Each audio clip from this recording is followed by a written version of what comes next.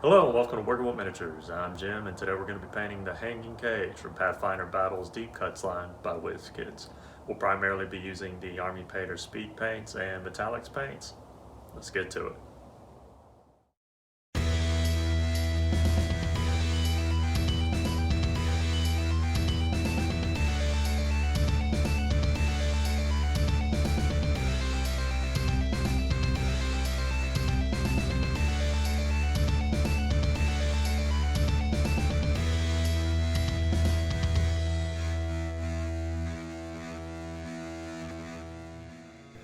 To start, I add 3 paints to my palette, being hardened leather, dark wood, and an equal combination of both in between. Start with hardened leather as the base coat for the wood. I'm not using a wet palette here as I didn't think it had been necessary for this project, and honestly I was just being lazy and didn't want to set it up from a dry sponge. With the brown mix, I add shadows in the corners and below the eye brackets.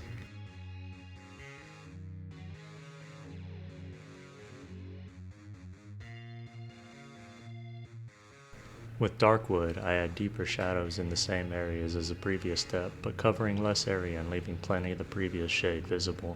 I also add a little to the deeper recesses of the wood grain. For the metal, I base coat with night scales. Base coating the cage itself was by far the longest step in this project, excluding basing.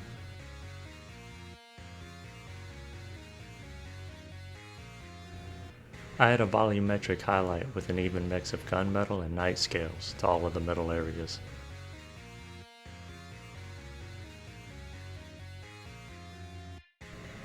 I then edge highlight all of the metal with gunmetal, before dry brushing and stippling with the dry rust effects paint.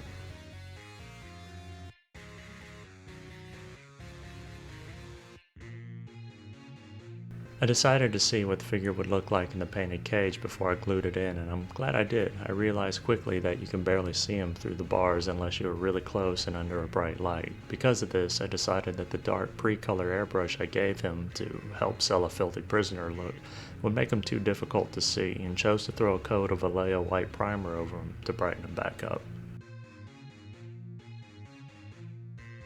Since he'll be hard to see as it is, and probably because I'm being lazy again, I throw some speed paints at him and call it quits on the prisoner himself. In all fairness to myself, I do feel any detail work would go unnoticed due to the thickness of the cage bars.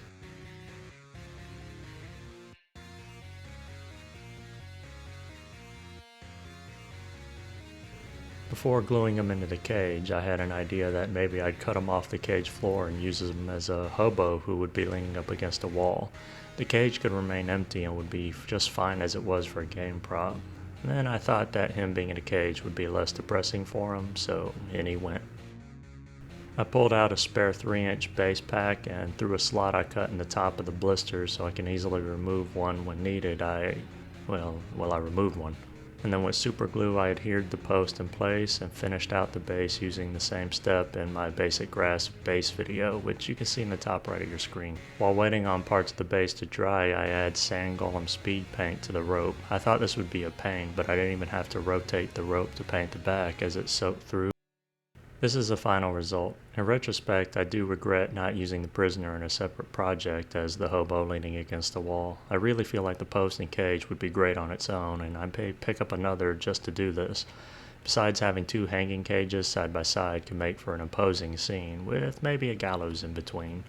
After editing this video, I also realized the rope would look better with some strong tone wash under the sides, but I would have to be careful considering how the rope soaked the speed paint. I don't want to end up darkening all of it, just only part of it. Be aware that feeding the rope through the eye mounts is also a pain, and I couldn't get it to feed through the bottom eye, so I just looped it and glued it in place. It's going to wrap it up for today. I hope you learned something or inspired to start or expand your own collection. If you have any questions or comments, please leave them below, and if you like the content of this video and would like to see more, please like, share, and subscribe. Until next time, I'm Jim with Working with Miniatures. I'm truly grateful for your time. I bid you a fond farewell. To the next video.